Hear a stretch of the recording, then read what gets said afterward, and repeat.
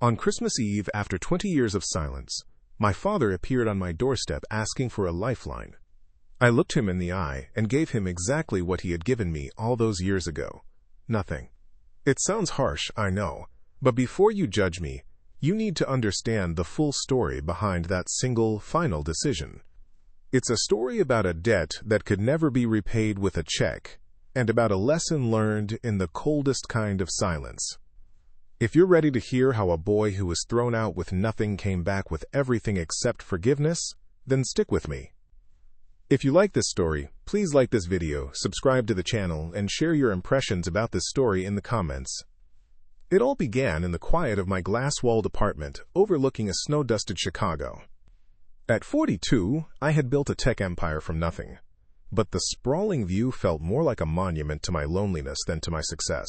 The only sign of the season was a single, perfect fir tree, its ornaments reflecting the cold city lights.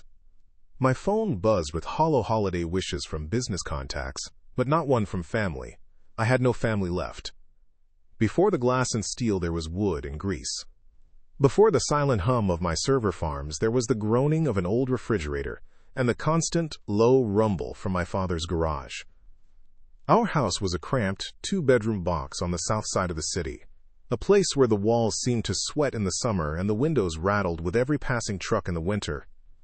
The floors were covered in worn, cracked linoleum that was always cool under my bare feet, even in July. The whole place smelled perpetually of three things: my father's motor oil, my mother's yeast bread, and the faint metallic scent of disappointment. It wasn't a house built for dreams. It was a house built for survival, and my father, Thomas, was its chief engineer. He was a man forged from iron and impatience. His hands were a road map of his life. Calloused, permanently stained with grease under the fingernails, with a network of fine, white scars from slipped wrenches and hot engine parts. He believed in tangible things, in problems you could solve, by taking them apart and putting them back together. An engine, a transmission, a faulty carburetor. These were things he understood. They operated on logic and mechanics. There was a right way and a wrong way, and nothing in between. He moved through our small house like a force of nature, his heavy work boots thudding on the floor, his presence filling every room until the air felt thick and hard to breathe. I remember my 10th birthday, the morning of October 12, 1981. He didn't give me a toy or a baseball glove. He handed me a small, heavy object wrapped in oil-stained newspaper. Inside was a Stanley flathead screwdriver, model 60003. It had a solid yellow handle and a perfectly machined tip. "Every man needs to know how to fix things, Leo," he'd said, his voice a low growl that wasn't unkind, just factual. "This is a real tool. For real work." I held it in my hand, feeling the weight of his expectation. He envisioned me using it to tighten a loose cabinet hinge or fix the lawnmower. He never imagined I'd use it to carefully pry open the casing of a discarded Commodore 64 I'd found in a dumpster behind the electronics store. That screwdriver became the key to my own world. My mother, Clara, was the quiet grace note in our house of noise and metal. Where my father was hard angles and rough surfaces, she was all softness. She was the one who understood, without ever saying it, why I spent my hours in the damp, musty basement instead of the garage. The basement was my sanctuary. Down there the smell of oil was replaced by the smell of old paper and soldering flux. My setup was a relic even then. A Gateway 2000 computer my uncle had given me, its massive beige tower humming with effort.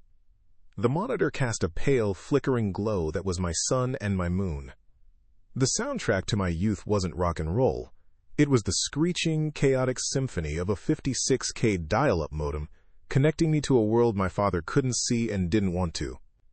My mother would bring me sandwiches on a plate, the bread still warm from the oven. She'd set it down carefully on a stack of programming manuals, her smile gentle.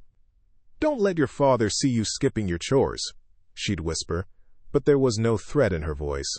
It was a conspiracy of two. She was the one who bought me a 128 megabytes RAM upgrade for Christmas one year, hiding it inside a shoebox labeled Winter Socks. She saw the future in that glowing screen. My father only saw a waste of electricity. The tension between us grew slowly, like a hairline fracture in a block of steel. It wasn't one big fight, but 1,000 tiny cuts. It was in the way he'd stand at the top of the basement stairs, hands on his hips, and ask, "You ever gonna come out of that cave and do something useful?" It was in his dismissive wave whenever I tried to explain what code was. "Numbers on a screen," he'd grunt. "That's not work. Real work makes your hands dirty, son, not your fingertips." He couldn't grasp that I was building things too. My creations weren't made of steel, but of logic. They were invisible, weightless, and to him, that meant they were worthless. He saw my passion as a rejection of him, of his world, of the life of honest, back-breaking labor he had provided for us. He didn't see a son finding his own way. He saw a boy who was too soft for the real world. That screwdriver he gave me, the one I kept on my desk, became a silent testament to the canyon between us. He gave me a tool for his world, and I used it to unlock mine. The real turning point, the moment the hairline fracture began to spiderweb across the foundation of our family, came during my senior year of high school. It was 1997. The school had just received a grant to build a small computer lab, and I was the unofficial king of that domain. I spent every spare hour there, teaching myself early versions of HTML and C++. I built the school's first rudimentary website, a clunky thing with blinking text and a visitor counter I coded myself. For this, I was given the school's first ever Excellence in Technology award. It was just a laminated certificate in a cheap plastic frame, but to me, it felt like a Nobel Prize. I brought it home and set it on the mantelpiece, right next to a dusty bowling trophy my father had won in a local league a decade earlier. I waited all evening for him to notice. He came in from the garage around 7, smelling of gasoline and metal shavings, his face grim. He walked past the mantelpiece, grabbed a beer from the fridge, and sank into his worn armchair. My mother, seeing the certificate and the hopeful look on my face, tried to bridge the gap. "Thomas, look what Leo got today," she said, her voice soft. "He won an award for his computer work." My father squinted at the certificate from across the room. He didn't get up. He just took a long swallow of his beer and grunted. "An award? For what? Pushing buttons?" He looked directly at me, his eyes devoid of any warmth. "They give out trophies for playing with toys now. When I was your age, I was rebuilding a carburetor for Mr. Henderson's Ford. Got paid $20 for it. Real money, for real work." The words landed like small, sharp stones. He wasn't just dismissing my achievement, he was mocking it, reducing my passion to a child's game. The plastic frame of the award seemed to shrink under his gaze, suddenly looking as cheap and insignificant as he believed it was. That was the first crack. The ones that followed came faster. I started a small side business from the basement, fixing computers for neighbors and local small businesses. I charged $25 an hour, a fortune to me. By the spring of my senior year, I had saved up $1, $250. I kept the cash in a locked metal box, hidden under a loose floorboard in my closet. That money was my escape plan. It was for a down payment on a better computer, maybe even tuition for a community college course. It was my future, tangible and real, stacked in worn $5 and $10 bills. One evening in May, my father's truck, a 1988 Chevy Silverado he worshipped more than anything, broke down. The transmission was shot. He spent a week in the garage, cursing and throwing wrenches.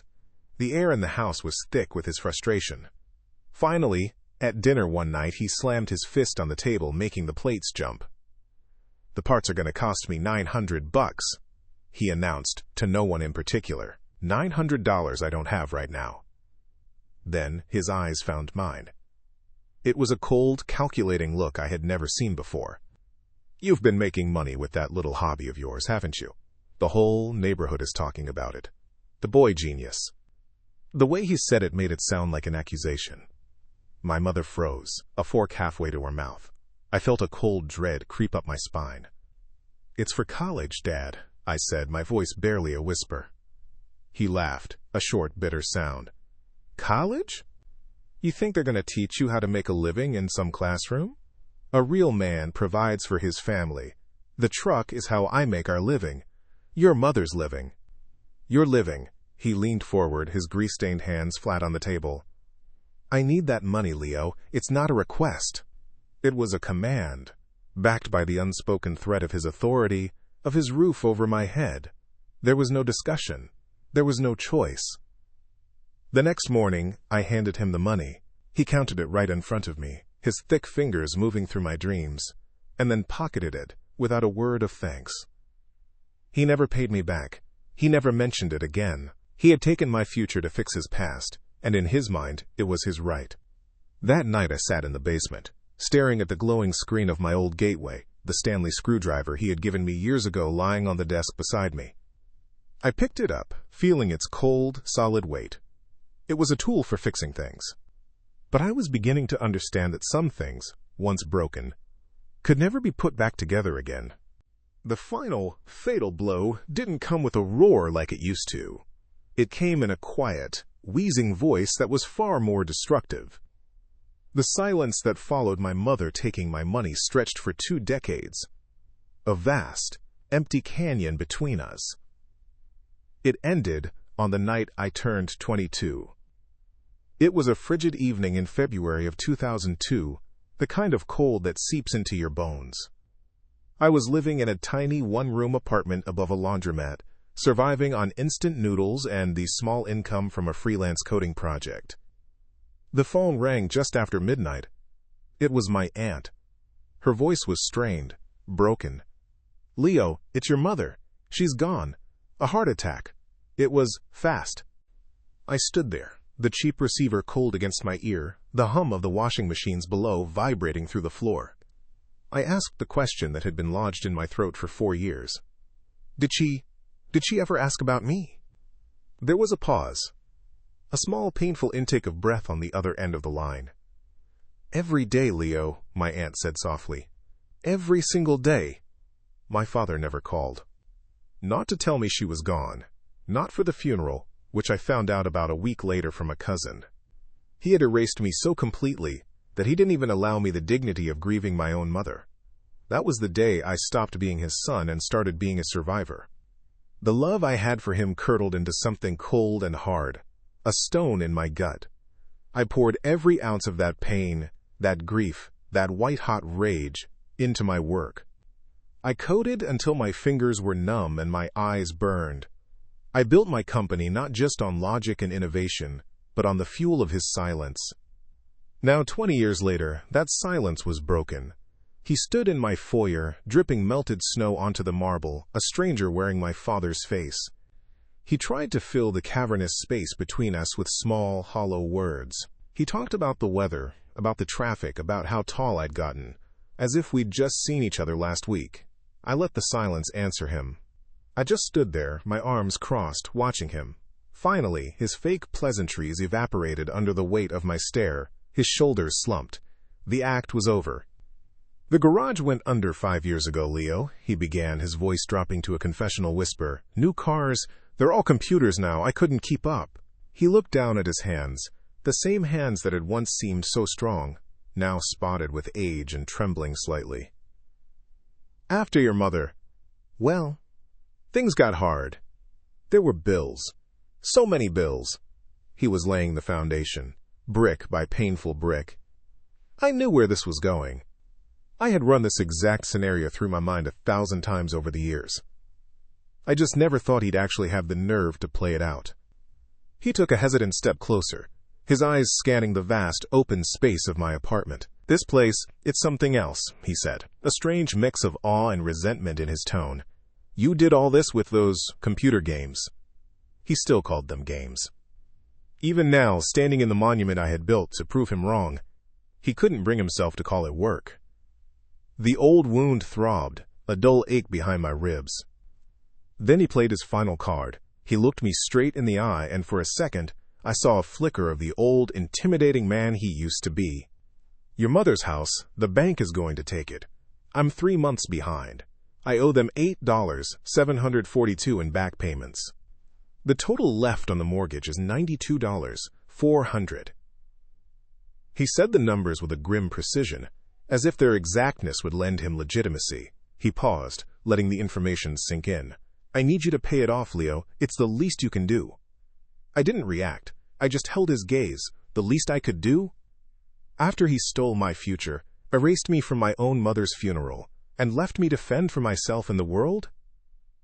The sheer audacity of it was breathtaking.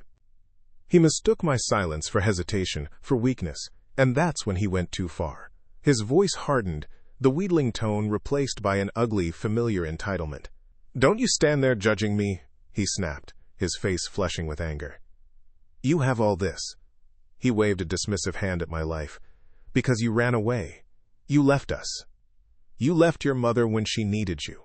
She worried about you until the day she died. She would be ashamed to see you now, living in this glass tower, hoarding your money while your own father is about to be thrown out on the street." And there it was. The final, unforgivable blow. He weaponized my mother's memory. He twisted her love into a tool for his own greed, painting me as the villain of a story he had written all by himself. In that moment, something inside me shifted.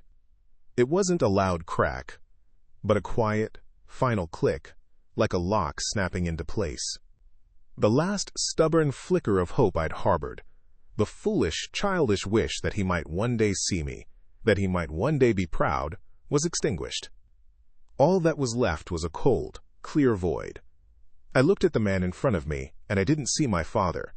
I saw a liability, a problem to be managed, a loose end to be tied up. My expression didn't change, but my mind was already moving, the gears turning with a cool, detached precision. The game had changed. He thought he was here to collect a debt. He had no idea he was about to pay one. His words hung in the air, heavy and toxic, trying to poison the very atmosphere I breathed. He expected a reaction, an explosion of anger, a flood of tears, a shouted denial. He wanted a fight, because a fight would have put us on equal ground. It would have validated his narrative that this was a messy, emotional family drama, where both sides were to blame. I gave him nothing. Instead, a profound and unnerving calm settled over me. It was like watching a complex program crash.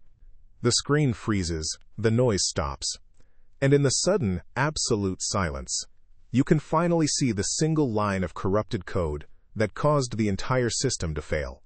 His accusation was that line of code. Every lingering trace of filial duty, every ghost of a childhood memory, vaporized in that instant.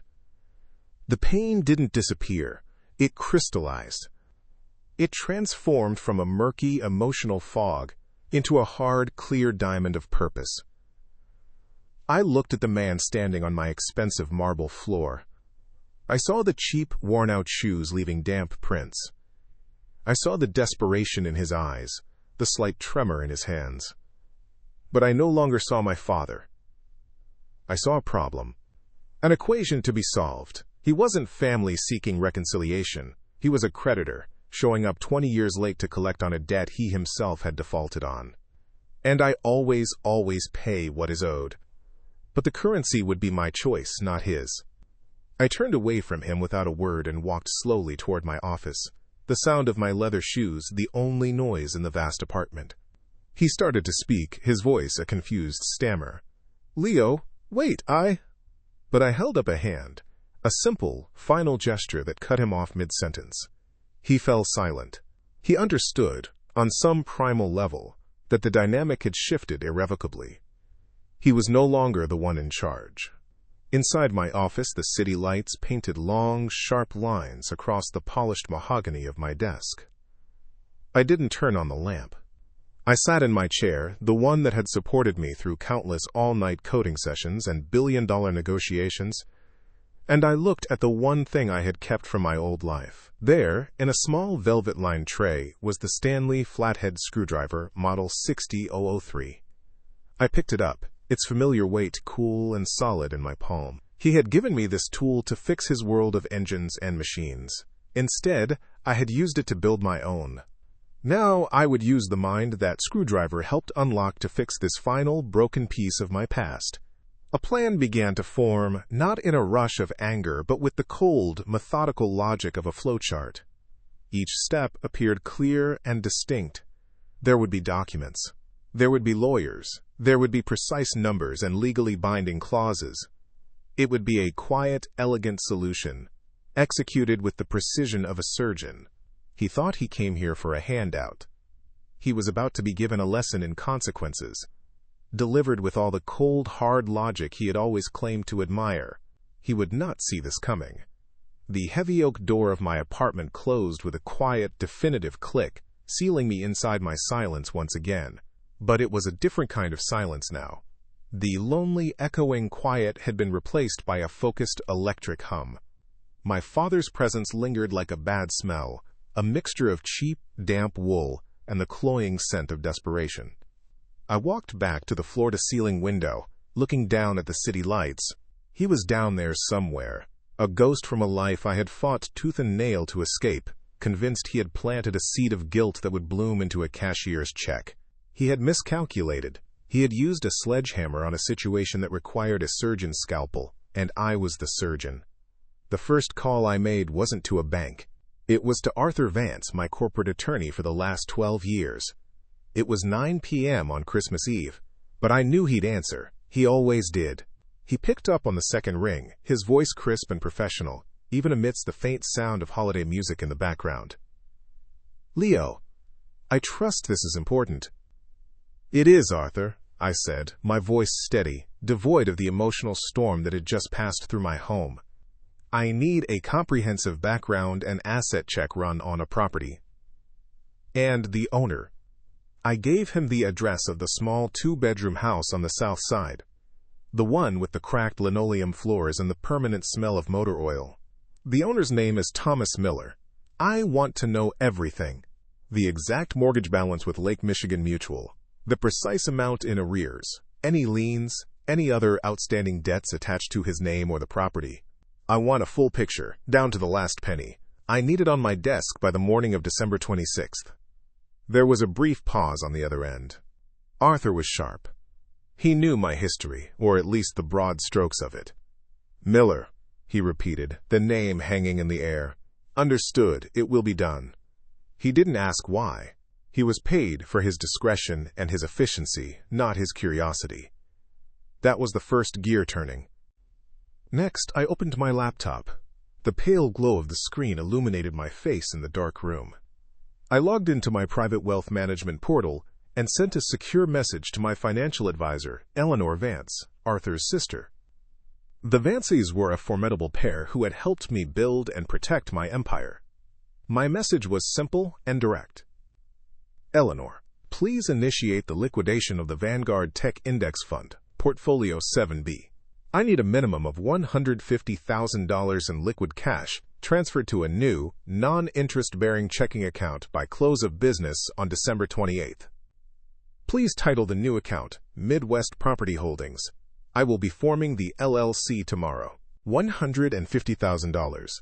It was far more than the $92,400 needed for the mortgage. My father had come asking for a bucket to bail out his sinking boat.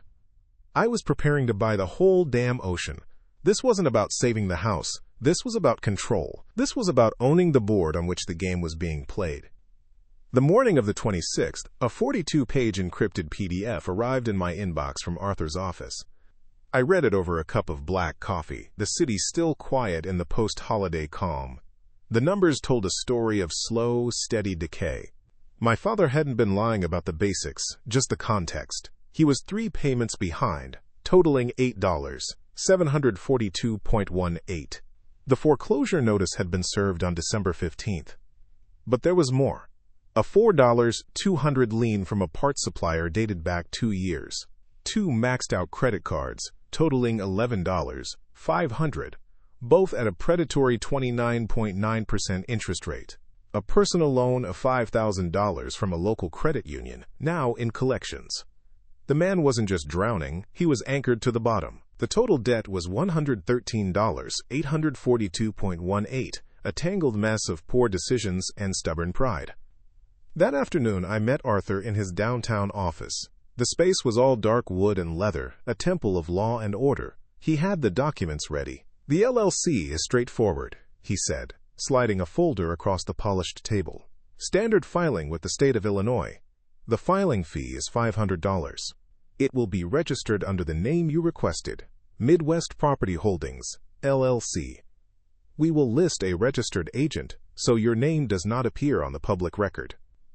I nodded, taking a pen from my jacket. "Good. Once the LLC is active and the funds are in place, I want you to contact Lake Michigan Mutual. You will act on behalf of the LLC. You are not to negotiate. You are to pay the full outstanding mortgage balance of $92,400 in a single wire transfer. In return, the bank will transfer the deed directly to the LLC. Then, you will contact the other creditors and settle the outstanding debts in full. I want every single lien, every single debt attached to Thomas Miller, cleared, wiped clean."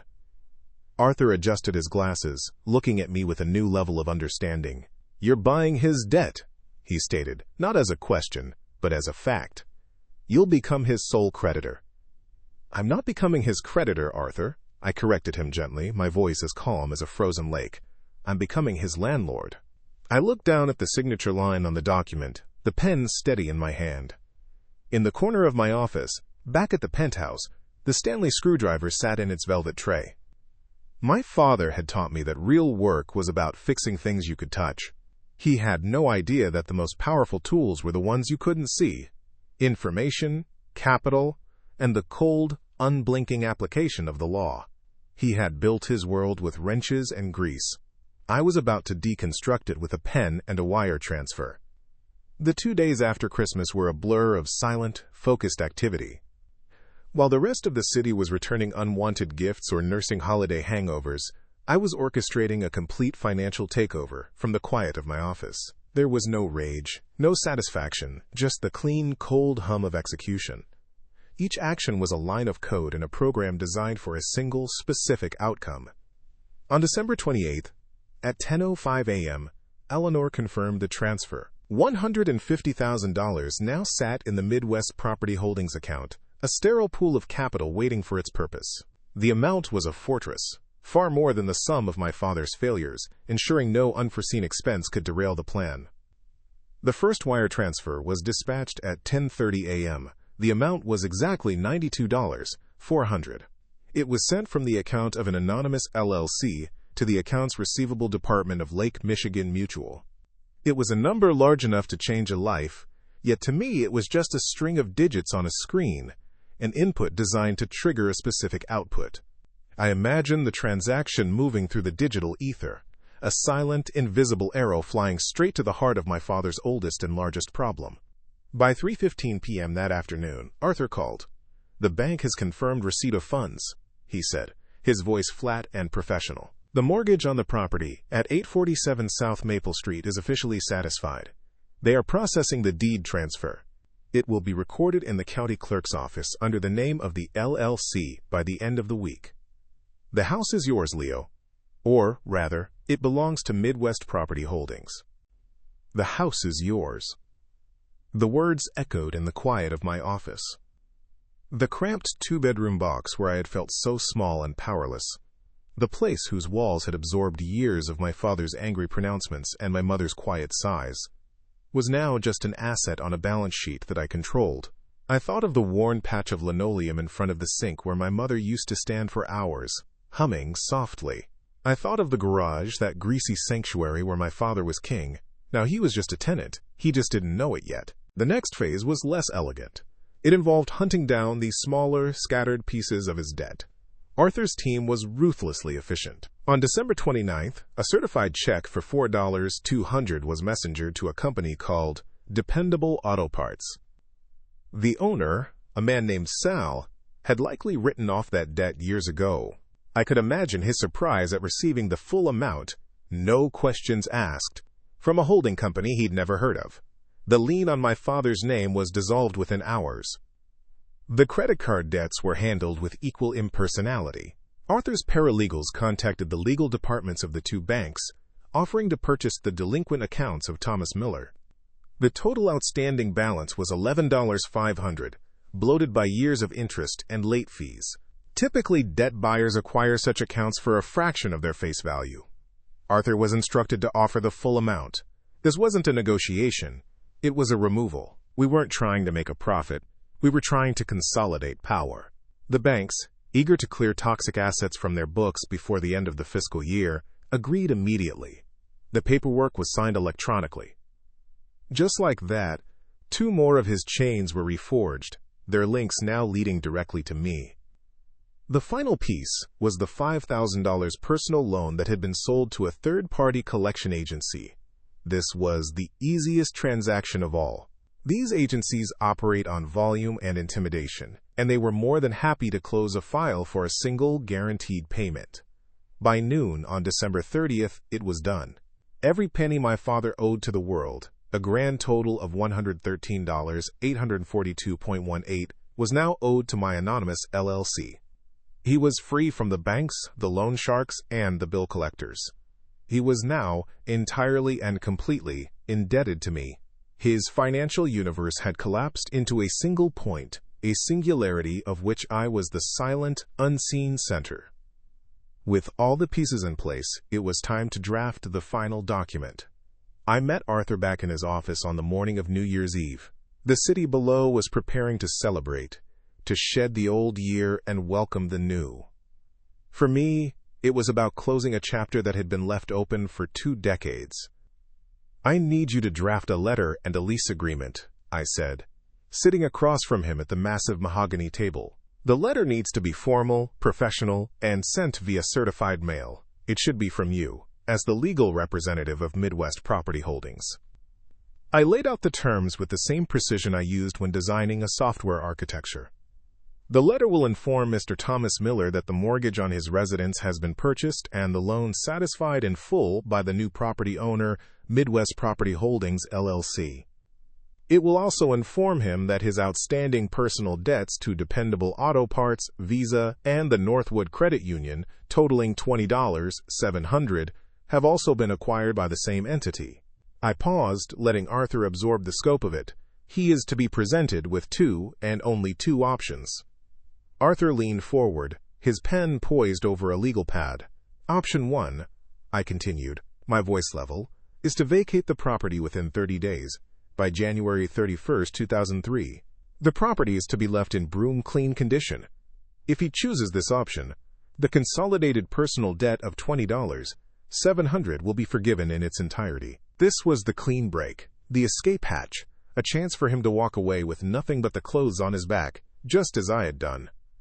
"And option 2? Arthur asked, his eyes never leaving mine. "Option 2 is that he can remain in the residence as a tenant. You will enclose a standard 1-year residential lease agreement. The monthly rent will be set at $1,400, which is the current fair market rate for a property of that size in that zip code. The first payment is due on February 1st. The lease will also stipulate that the consolidated personal debt of $20,700 will be structured as a zero-interest loan, to be repaid in monthly installments of $200 over the next 8.5 years, due along with the rent. The total monthly payment to Midwest Property Holdings will be $1,600. It was a perfectly legal, perfectly reasonable, and perfectly inescapable trap. The numbers were fair, the terms were standard. There was no malice in the legal text, which made it all the more brutal. It was the world he always claimed to believe in. A world of transactions, of paying what you owe, of real work for real money. I was simply giving him the rulebook he had always forced me to play by. Arthur finished his notes and looked up. For the first time, I saw something other than professional detachment in his eyes. It was a flicker of profound comprehension. "The letter will be drafted and sent out tomorrow, January 1st, he confirmed. "It should arrive at his address by January 3rd. I stood up and walked to the window, looking down at the bustling streets. Somewhere down there, my father was living in the bliss of ignorance, probably believing his emotional plea had worked, that a check from his rich, estranged son was already in the mail. He had no idea that what was coming wasn't a gift, it was a bill. A meticulously calculated invoice for 20 years of silence, delivered not with a shout, but with the quiet, undeniable authority of a certified letter. The game was over. All that was left was for him to realize he had lost. The first few days of the new year passed in a state of suspended animation. I knew the certified letter, a crisp, white envelope containing the architecture of my father's new reality, had been delivered on the morning of January 3rd. I had the digital receipt from the Postal Service time-stamped at 10:17 a.m. From that moment on, I waited. I didn't feel anxious or gleeful. I felt like a scientist who had set an experiment in motion and was now simply observing, waiting for the inevitable, predictable reaction. The city outside my window was gray and frigid, the sky the color of slate. The silence in my apartment felt different now. It was the coiled silence of a predator, patient and absolute. The reaction came at 4:52 p.m. on January 4th. It wasn't a phone call. That would have been too modern, too indirect for him. My private intercom buzzed, a sharp, intrusive sound that sliced through the quiet. The doorman's voice, always impeccably neutral, came through the speaker. "Mr. Miller, your father is in the lobby. He is quite insistent on speaking with you." I walked to the panel by the door, the cool marble chilling the soles of my feet. I pressed the button for the video feed. The image that appeared on the small screen was grainy, black and white, but his rage was in high definition. He was standing in the center of my building's opulent lobby, looking small and out of place amidst the polished brass and towering floral arrangements. He was clutching a crumpled piece of paper in his fist, the letter. His face was a thundercloud, flushed a deep, mottled red. "Put him on the audio line, George," I said calmly, "but he is not to come up." A moment later, his voice, tinny and distorted by the speaker, filled my foyer. It was the old roar, the one I remembered from my childhood, a sound full of gravel and fury. "Leo, what is the meaning of this? What is this legal garbage? Midwest Property Holdings? Is this some kind of sick joke?" I held the receiver loosely, my posture relaxed. My voice, when I spoke, was quiet, forcing him to strain to hear it. A subtle shift of power.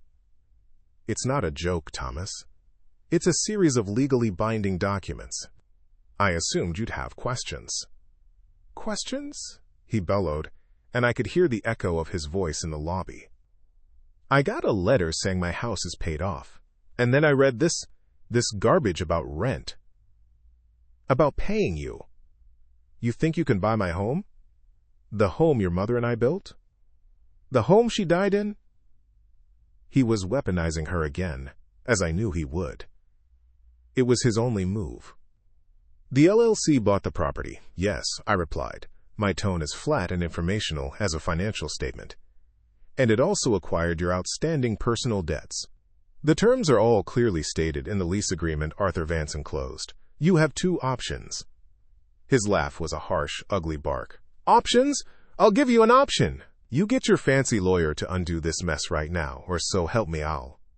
He trailed off, the threat dying in his throat. What could he do? He had no leverage. He was a man with a wrench trying to fight a ghost in a machine. His anger was useless here. "You'll what, Thomas?" I asked into the silence, my voice still perfectly level. "The transaction is complete. The deed has been recorded. The debts have been settled. Everything is legal, ethical, and meticulously documented. You wanted help. This is help. You are no longer in danger of foreclosure. Your creditors are gone." "This isn't help. This is a trap," he spat. "This is just another one of your computer games, isn't it? Pushing buttons, moving numbers around on a screen to make yourself feel like a big man." There it was, the core of him, laid bare. Even now, standing on the brink of ruin, he couldn't see my world as real. To him, it was all just a game. A cold, hard clarity settled in my chest. I leaned closer to the intercom, my voice dropping slightly but gaining an edge of steel. "A game?"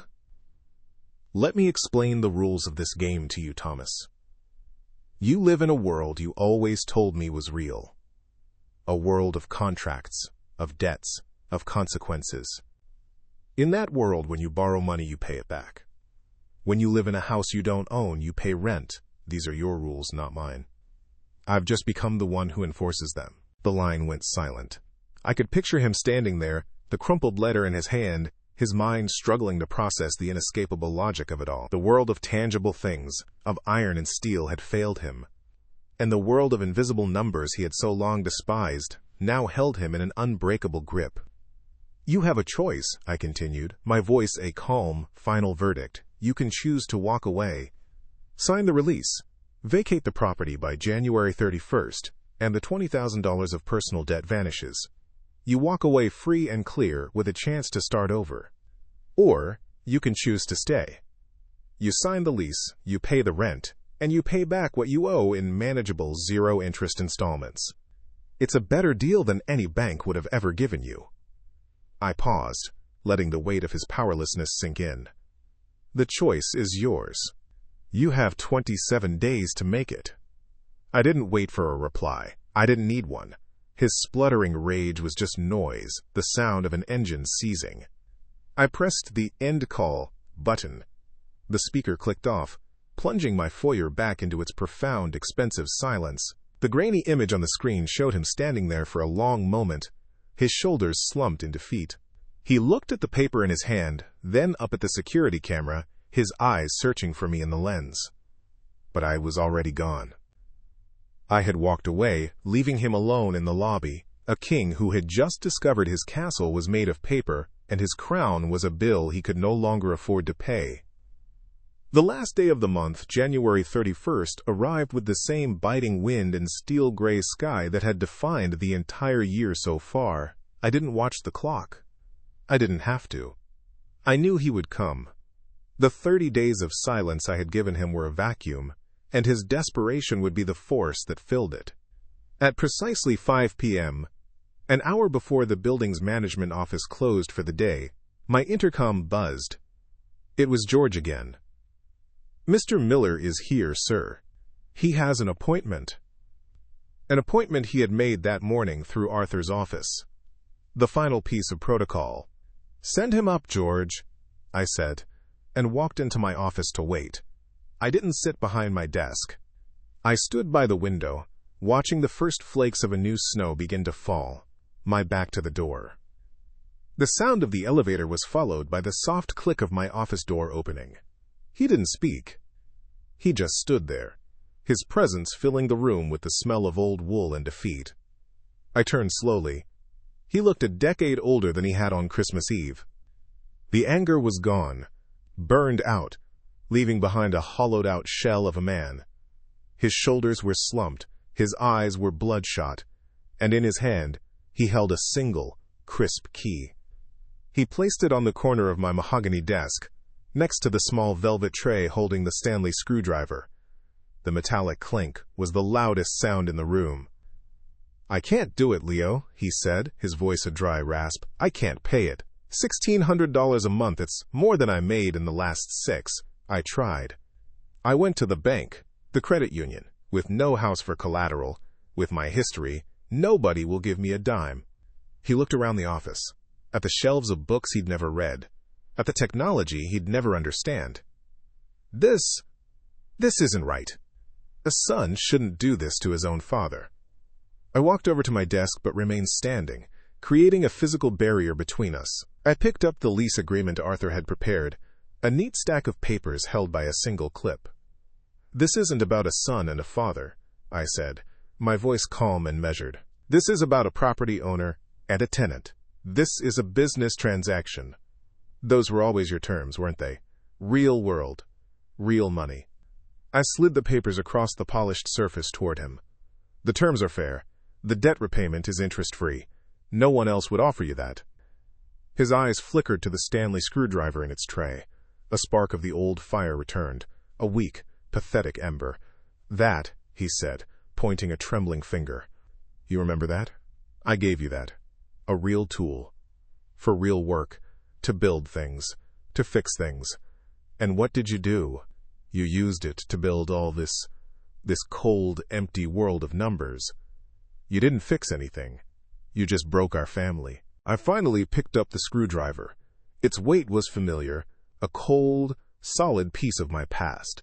I held it up, turning it over in the low light of the desk lamp. "You're wrong," I said, my voice dropping, becoming more intimate, more final.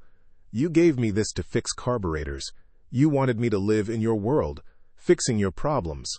But I used it to open up my first computer. I used it to build a life you couldn't comprehend. I used it to fix myself after you broke me." I placed the screwdriver down gently, precisely next to the signature line on the lease. "You see this as a weapon. I see it as the foundation. You believe in tangible things, Thomas, things you can hold. So hold this." I pushed the pen toward him. "This lease is real. The debt is real. The consequences are real. This is the most real thing you've held in years." He stared at the pen, then at the lease. his breath coming in ragged little puffs. He looked up at me, his eyes pleading, searching for a crack in my resolve, a flicker of the little boy he had thrown out into the cold. He found nothing. He found only the CEO of Midwest Property Holdings, LLC. He saw a man who had learned the value of a contract the hard way. The fight was over. The roar was gone. There was nothing left but the quiet, humiliating scratch of a pen on paper. He reached out, his hand shaking, and took the pen.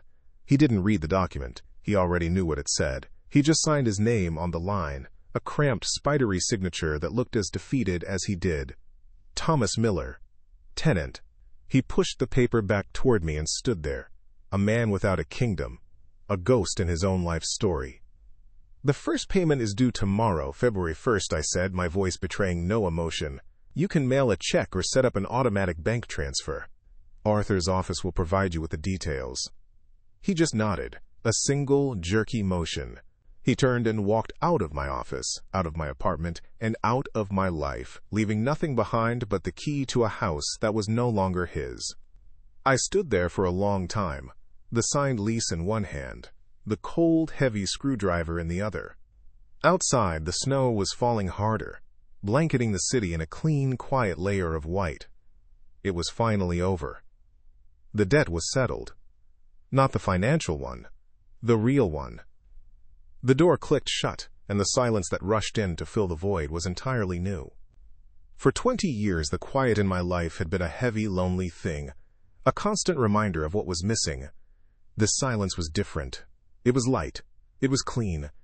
It was the sound of a debt being paid in full, of a story reaching its final, necessary conclusion. I looked at the signed lease on my desk, my father's shaky signature a testament to a world turned upside down. Beside it, the old house key lay like a fallen soldier.